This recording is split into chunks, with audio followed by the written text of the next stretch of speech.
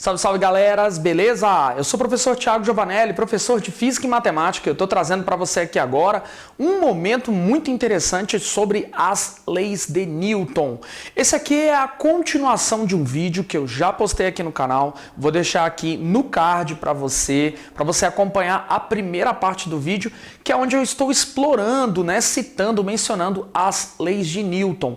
E agora eu quero apresentar para você a ideia de como se aplica, como se começa a aplicar as leis de Newton. Para isso você precisa conhecer, as forças da dinâmica. Eu vou apresentar para você aqui hoje 5 forças que fazem parte do contexto das aulas de dinâmica, que você já deve ter visto aí no seu cursinho ou na sua sala de aula aí do ensino médio e tudo mais, tá bom? Mas antes de mais nada, eu queria pedir para você compartilhar esse vídeo com seus amigos. Claro, galera? Dá uma acessada lá no meu site também, www.profgiovanelli.com. Lá você vai encontrar muito material gratuito, inclusive esse vídeo é justamente para acompanhar o material que está lá em PDF, com lista de exercício, com muita coisa bacana, tá bom? Então vamos lá, vamos começar o nosso vídeo?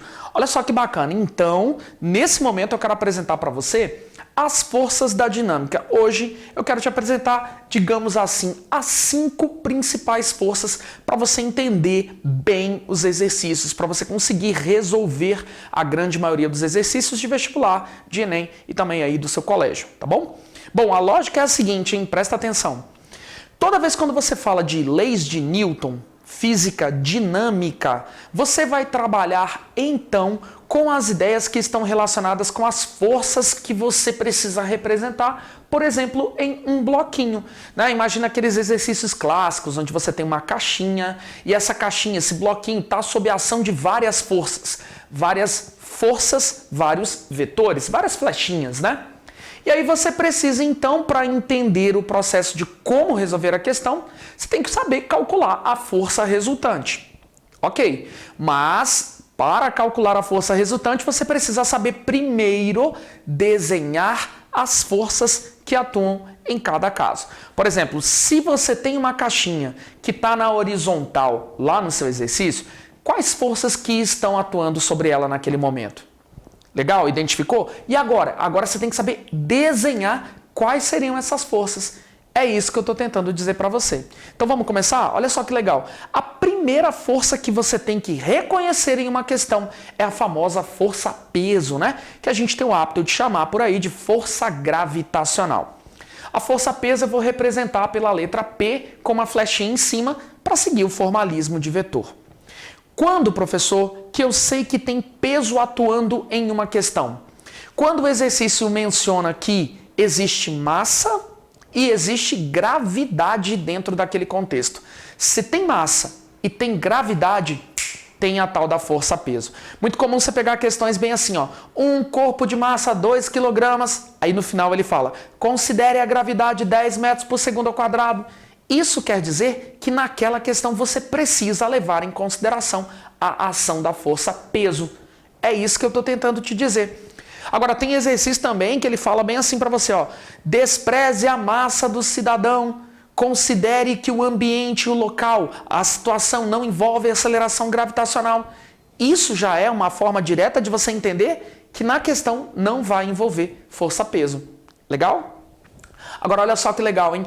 Identificou que tem força-peso, você também, muitas vezes, dependendo do contexto, vai precisar saber fazer as continhas da força-peso, o módulo, a intensidade da força-peso. E para calcular isso, você vai precisar, claro, de uma formulinha. A formulinha é: o valor da força-peso depende da massa e da aceleração gravitacional, da gravidade daquele lugar.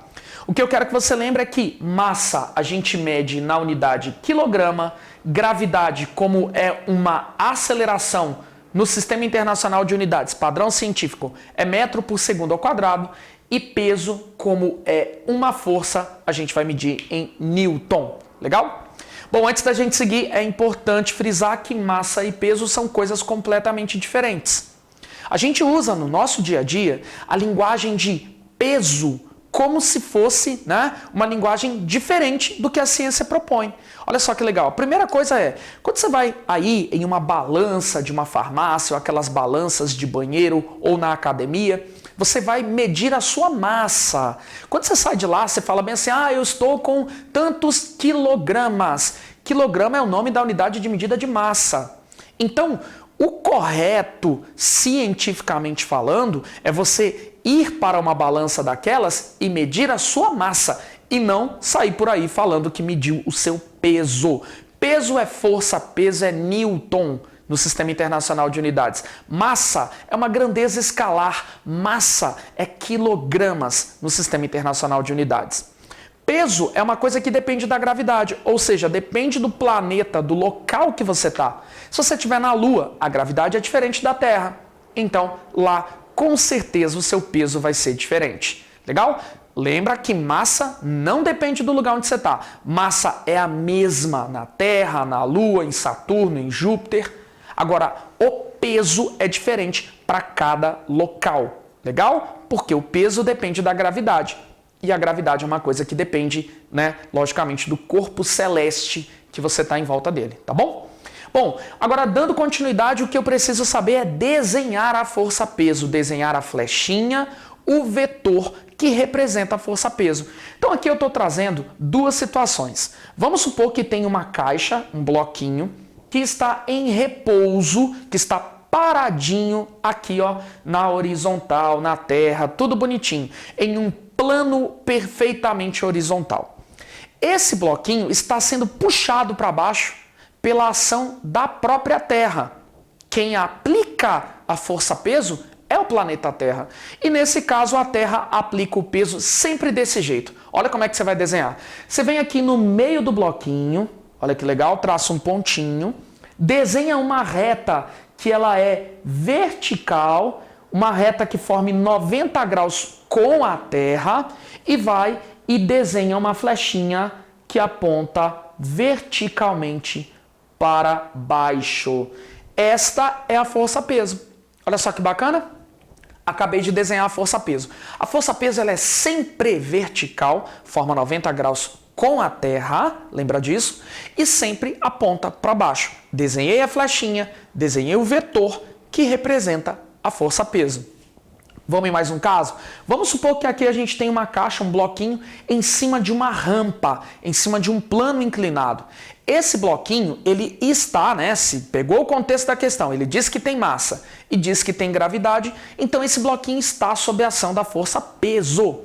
E a força-peso, ela é sempre do mesmo jeito. Você vem aqui, ó, desenha um ponto certinho no meio do bloquinho e vai e representa uma reta que forma 90 graus com a Terra, não é com a rampa, é com a Terra. E claro, a força-peso, ela vai estar apontando para baixo. Pronto, desenhei a força-peso na minha segunda situação. Legal? Bom, a segunda força que eu queria que você tivesse conhecimento é a famosa força normal, Ela tem um nomão, O nome dela completo é Força de Reação Normal da Superfície de Apoio. Mas a gente vai chamar simplesmente de força normal e eu vou chamar de Fn. Quando que eu sei que em uma situação tem essa tal de força normal? Quando eu sei que existem dois corpos sólidos que estão em contato. Quando eu tenho dois objetos sólidos em contato, tem essa tal de força normal.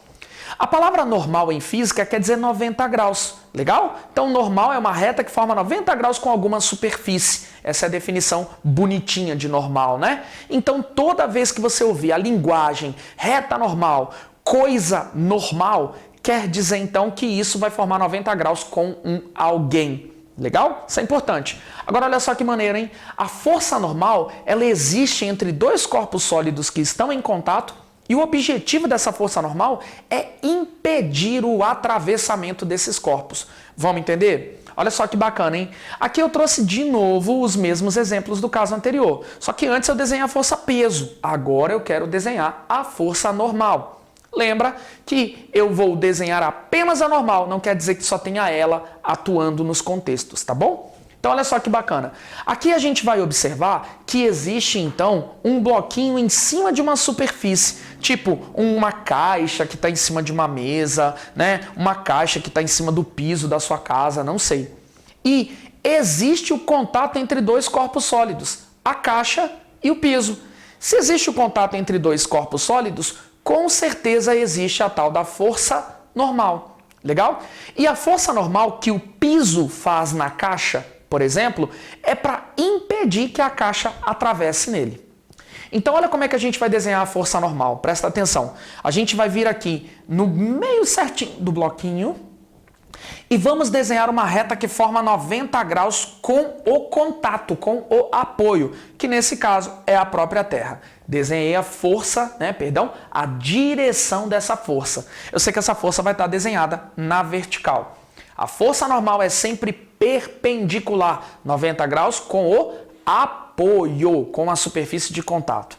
E o sentido é, a terra está exercendo uma força para impedir que a caixinha o atravesse. Então, quer dizer que a terra exerce uma força normal, que aponta verticalmente, nesse caso, para cima. Desenhei a força normal. A força normal é a força que os dois sólidos em contato têm com o objetivo de impedir o atravessamento. Então, repetindo, a terra aqui, que é o apoio, o piso, a mesa, forma, a nossa força forma 90 graus com esse apoio e a terra, o piso, está exercendo uma força que ela é perpendicular a esse contato dos dois, por isso que eu desenhei isso, e com o objetivo de impedir o atravessamento, para que a caixa não atravesse aí o piso. É isso que eu quis te dizer.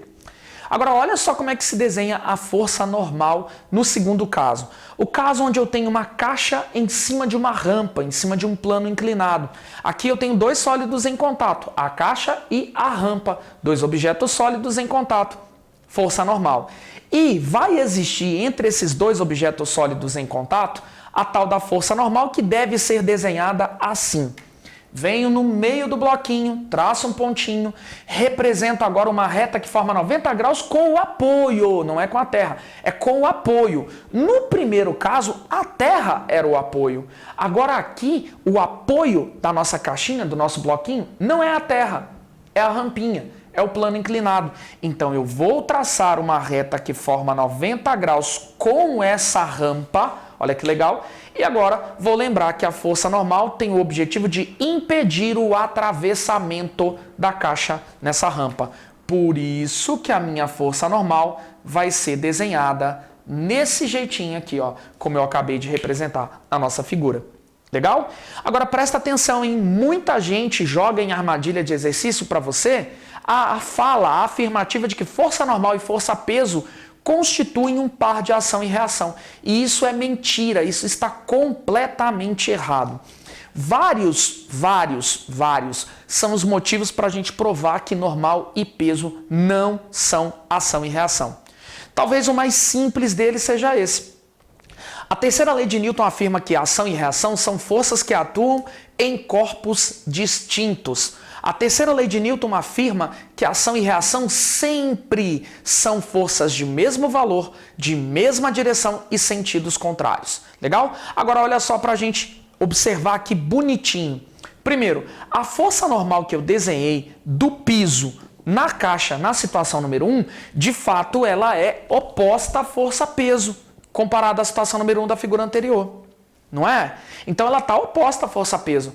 Mas elas estão atuando no mesmo corpo. A força-peso atua na caixa, a força normal também atua na caixa. Se eles atuam no mesmo corpo, não dá para ser ação e reação. E outra prova boa de que não é ação e reação. Observa na figura 2 que a força normal está em uma direção diagonal em relação à caixinha. Já a nossa força-peso, olha só que bonitinha, está na vertical em relação à figura. Isso significa que elas não têm a mesma direção, o que já infringe a terceira lei de Newton. Para ser ação e reação, os caras tinham que estar pelo menos na mesma direção e não estão nesse desenho 2 das figuras do peso e da força normal. Por isso que não dá para dizer que normal e peso são ação e reação. Legal? Agora, olha só que bacana, hein? Existe mais uma força interessante pra gente, a força chamada de força elástica. Força elástica é uma força que todo corpo elástico é mola, corda de bungee jump, aqueles elásticos de dinheiro, sabe? Então, força elástica é uma força que atua em todo o corpo elástico quando ele está deformado. Vou melhorar a minha fala. Força elástica é a força que todo o corpo elástico deformado aplica. Melhorei. Então a força elástica é a força que todo corpo elástico aplica em um determinado alguém. Legal? Então se você tiver uma mola e essa mola estiver deformada, espremida ou esticada, essa mola vai oferecer, vai aplicar força elástica em quem estiver encostado nela. É isso. Olha que bacana. Então a força elástica ela acontece só quando um corpo elástico está deformado. A gente costuma dizer que a força elástica é uma força restauradora. Você já vai entender o que eu quis te dizer, prometo. E que para calcular o módulo da força elástica, o valor da força elástica, você vai usar uma regrinha conhecida como lei de Hooke. A lei de Hooke diz que a força elástica é igual a K vezes o módulo de ΔX. Onde esse K é uma característica da mola, do corpo elástico. A gente chama de constante elástica. É uma constante de proporcionalidade. E essa constante, ela é maior para quanto mais difícil for eu espremer uma mola. A constante K é menor para quanto mais molenga, mais fácil de espremer for a minha mola. Legal? Essa constante K é um número dado para cada mola. Então, lógico que você não vai ter que decorar. É um número específico, diferente para cada tipo de corpo elástico, para cada tipo de mola. O que você precisa saber foi o que eu disse antes, o significado do K, o significado da constante elástica. Quanto maior o valor de K, mais dura é a mola. Quanto menor o valor de K, mais fácil de espremer é a nossa molinha. Legal? Agora vamos entender como é que se desenha a força elástica e vamos entender melhor esses dois termos aqui da nossa formulinha? Olha só que bacana, hein? Primeiro vamos pensar o seguinte, vamos supor que você tenha uma mola relaxada. Essa é a linguagem que as questões costumam utilizar, tá bom? Uma mola ela é relaxada quando ela não está deformada, quando ela não está nem espremida e nem esticada. Legal? Vamos supor que eu tenho uma mola que está relaxada e o comprimento dela relaxado é 20 centímetros. Essa mola não aplica força elástica em ninguém. Por quê? Porque ela não está deformada. Uma mola relaxada não aplica força elástica em ninguém. Legal, né? Agora, se eu pego essa mola e estico, por exemplo, era para ela ter 20 centímetros, estado relaxado, mas eu estiquei, eu elonguei a molinha. Elongar, essa é a linguagem que a gente usa.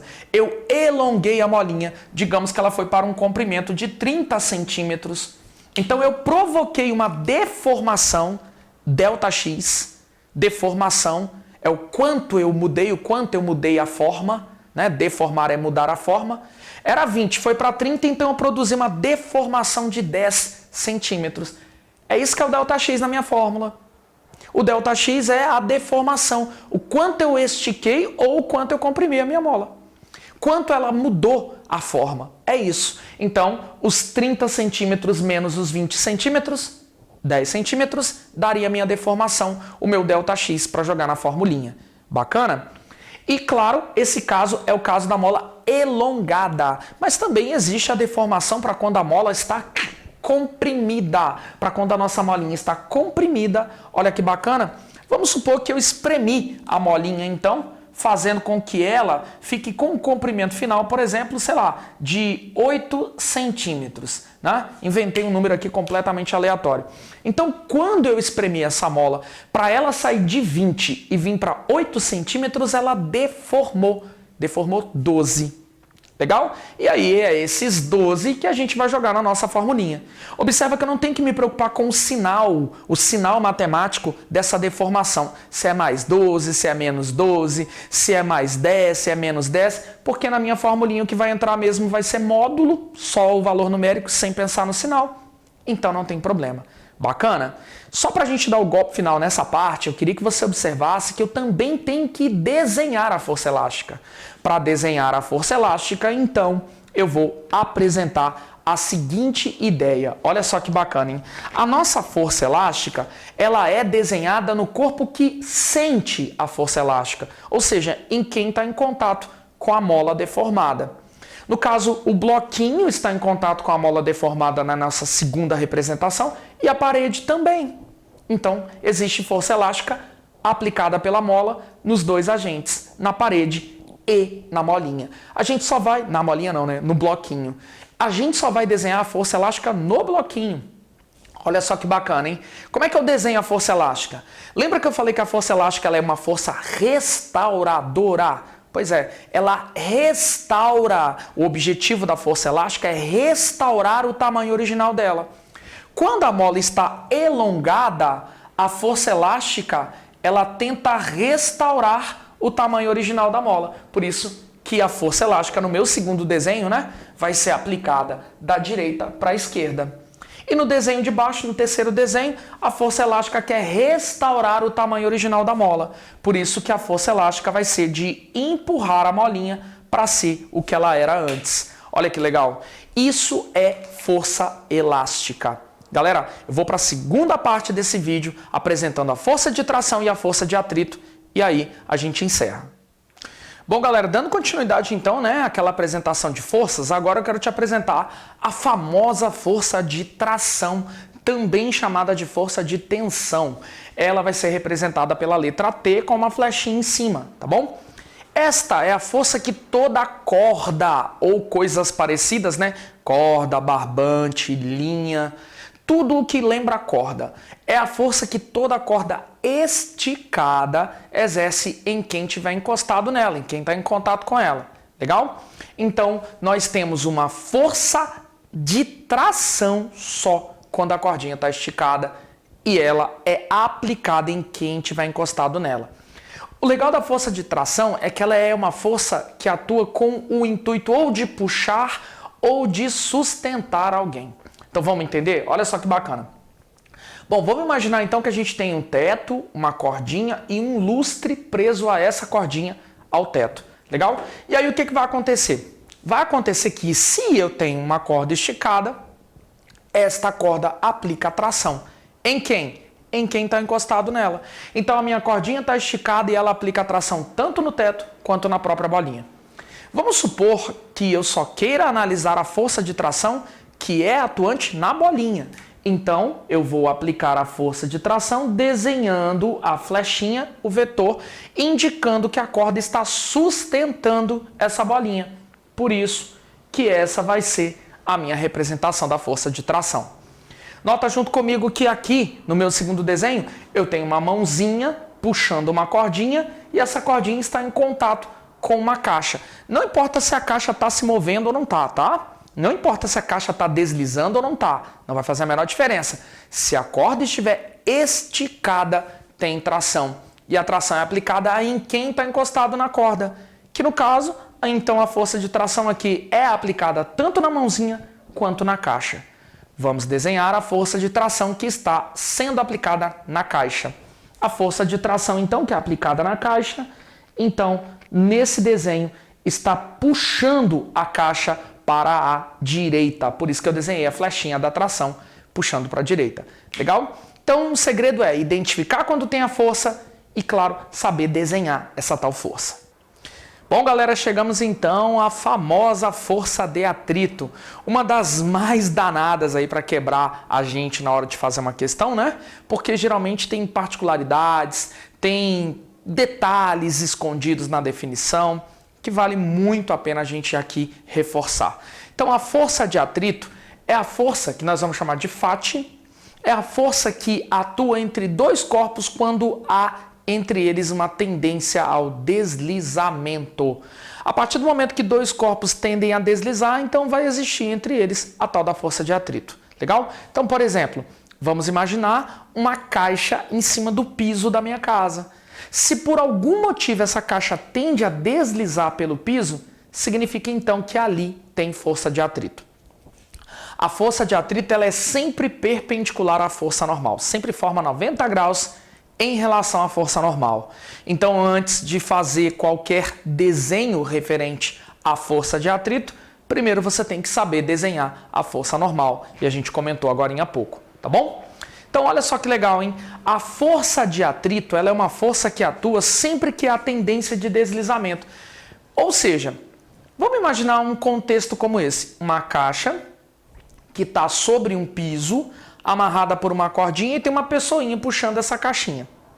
A gente já sabe que por conta da ação da corda esticada, existe uma força de tração exercida pela corda na caixinha. Além da força peso, além da força normal, eu estou te dizendo que também tem a força de tração. É isso. Agora, pelo contexto que eu estou te apresentando, você interpreta junto comigo que há aqui uma força que tende a provocar o deslizamento. Afinal de contas, né, se tudo aqui estiver bonitinho, tudo esclarecidinho, eu entendo que a caixa tende a deslizar para a direita. Então existe um atrito aqui entre o piso e a caixa.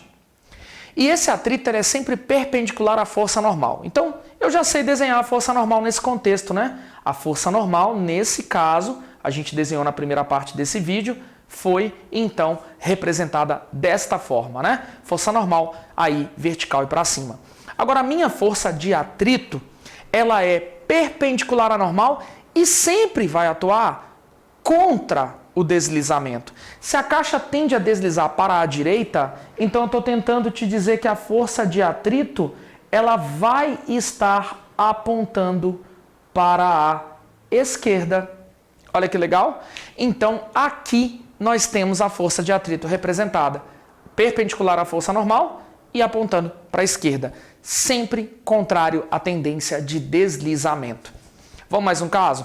Vamos supor então que você tem uma caixa em cima de uma rampa. Essa caixa, do jeito como ela está aqui, ela tende a deslizar descendo a nossa rampinha. Então aqui existe uma tendência natural ao deslizamento. Então a nossa lógica agora é pensar o seguinte, tá? Vamos então representar a força de atrito, porque se tem tendência ao deslizamento, então tem força de atrito. Eu já sei desenhar a força normal, né? A gente discutiu agora há pouco no quadro anterior. Então a minha força normal está representada dessa maneira, perpendicular à rampa. Agora, a minha força de atrito, pela definição que a gente deu, sempre vai ser perpendicular à força normal. Então, ela vai formar 90 graus com a força normal. E agora, a tendência natural do bloquinho deslizar é descendo a rampa. Por isso, então, que eu posso afirmar que a nossa força de atrito ela é contrária a essa tendência de deslizamento. Estaria paralela à rampa e apontando para cima dessa rampinha. Olha que legal? Então, tá aí representada a força de atrito. Agora, para a gente dar continuidade, você precisa saber que existem dois tipos de atrito diferentes. O atrito estático, que é aquele que atua, que impede o deslizamento do bloco, é aquele que impede, que não deixa o bloquinho se mover, deslizar por uma superfície, melhorei a minha fala. E tem um atrito chamado de cinético ou dinâmico, que é aquele que atua durante o deslizamento, dificulta o deslizamento, mas não impede, é isso. O atrito estático impede o deslizamento e o atrito cinético, também chamado de dinâmico, dificulta o deslizamento. Olha só que legal, hein? Vamos imaginar um contexto para eu te mostrar como é que funcionam os dois atritos. Quando a gente está empurrando uma caixa, em um primeiro momento, a gente aplica a força e a caixa não desliza. Durante o não deslizamento, a força que está atuando é o atrito estático. E esse atrito estático ele vai crescendo junto com a força que eu aplico. Vamos escrever um gráfico da força de atrito em função da força aplicada por mim? Olha só, se eu aplico uma força zero, o atrito é zero. Se eu não aplico força nenhuma na caixa, então quer dizer que a caixa não tende a deslizar, significa então que não tem atrito envolvida no contexto. Agora, se eu for aumentando a força que eu estou tentando aplicar na caixa para ela deslizar, então o atrito vai aumentando junto comigo. Aplico 10, o atrito é 10. Aplico 20, o atrito é 20. Aplico 30, o atrito é 30. Aplico 50, o atrito é 50. Aplico 1 milhão, o atrito é 1 milhão. Claro que vai chegar um valor máximo do atrito. Vai chegar um momento onde o atrito atinge o valor máximo. E esse máximo valor de atrito, muitas questões chamam de atrito estático máximo ou atrito de destaque. Ou a gente pode dizer que no contexto o corpo está em iminência de deslizamento. Está começando a querer deslizar, é isso. Então esse é o atrito máximo. Nota que a minha força de atrito ela vai variando, variando, até atingir um valor máximo. Depois, quando eu apliquei força, fiz ela variar, até o atrito variar junto comigo no valor máximo, vai chegar um momento onde eu vou vencer o atrito e a caixa desliza. Quando a caixa começa a deslizar, entra em cena outro atrito, que é o atrito cinético ou dinâmico. É o atrito que atua durante o deslizamento. E nesse caso, o atrito cinético, ele é constante. O atrito estático, ele varia. E ele vai variando até um valor máximo. Já o atrito cinético, que é quando tem o deslizamento entre as superfícies, ele não varia, ele é sempre o mesmo, ele é sempre constante. Independente da força que eu aplique, se já tem deslizamento, o atrito cinético não vai subindo o valor. Ele permanece sempre o mesmo, sempre constante. É isso que eu estou tentando apresentar para você. O atrito cinético a gente tem como calcular. Olha que bacana. O atrito cinético dá para calcular pela formulinha. Força de atrito cinética é o coeficiente de atrito cinético vezes o valor da força normal. A força de atrito cinética depende do coeficiente de atrito cinético, que é uma grandeza adimensional, ou seja, é só um númerozinho, e esse númerozinho indica o quão rugosa é a superfície. É uma espécie de constante que caracteriza o par de superfícies em contato. Quanto maior o valor desse númerozinho, mais rugosa é a superfície. Quanto menor o valor desse númerozinho, mais lisa é a superfície. É isso. Legal? A força de atrito estática não dá para calcular, porque ela é variável. Mas o atrito estático máximo, que é quando, a gente tem iminência de deslizamento, esse dá para calcular. E o atrito estático máximo a gente calcula desse jeito, ó. A força de atrito estática máxima é dada pelo coeficiente de atrito estático vezes o valor da força normal. As fórmulas são extremamente parecidas. A diferença está no coeficiente de atrito, que quando eu faço referência ao par de superfícies em contato e não há o deslizamento acontecendo, o coeficiente é um número maior. Já quando o mesmo par de superfícies existe o deslizamento acontecendo, o coeficiente que atua é o cinético, aí ele é um número menor. Traduzindo, a força de atrito estática máxima, o atrito de destaque, quando tem iminência de deslizamento, é sempre maior do que o atrito cinético para o mesmo par de superfícies em contato. Galera, espero que você tenha curtido esse vídeo, É uma apresentação rápida daquilo que você vê em 3, 4 ou 5 aulas aí ao longo do seu ensino médio, ao longo da sua vida. Galera, agora a lógica é praticar bastante exercício. Vai lá no meu site, pega a listinha de exercícios sobre esse tema e, claro, continua seus estudos. Valeu!